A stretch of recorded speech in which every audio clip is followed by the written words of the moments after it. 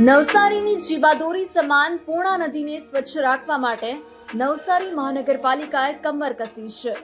વેરાવળ ખાતે નદી કિનારે સોલિડ વેસ્ટ મેનેજમેન્ટ વિભાગ દ્વારા એક વિશેષ સફાઈ અભિયાન હાથ ધરવામાં આવ્યું હતું, જેમાં અધિકારીઓથી લઈને કર્મચારીઓએ જાતે શ્રમદાન કરીને પર્યાવરણ પ્રત્યેની પોતાની જવાબદારી નિભાવી હતી.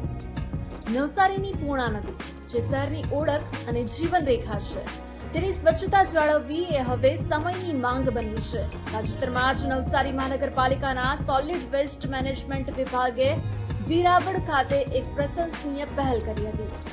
નદીના કિનારે જામેલા પ્લાસ્ટિકના ગંજ અને અન્ય ગંદકીને દૂર કરવા માટે નગરપાલિકાના અધિકારીઓ અને સફાઈ કર્મચારીઓ મેદાને ઉતર્યા હતા.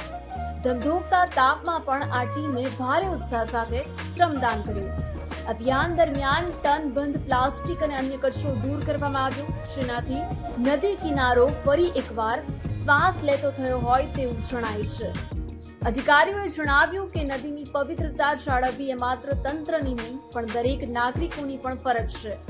કિનારા પરથી દૂર કરાયેલો આ કચરો એ સાબિતી છે કે આપણે નદીને કેટલી પ્રદૂષિત કરી રહ્યા છીએ. આ અભિયાનનો મુખ્ય હેતુ સ્વચ્છ નવસારી, સુંદર નવસારીના સંકલ્પને સાકાર કરવાનો છે. તંત્રએ તો પોતાનું કામ કર્યું છે, પણ હવે વારો આપણો છે. નદીમાં કચરો ન ફેંકીએ અને પર્યાવરણને સુરક્ષિત રાખીએ.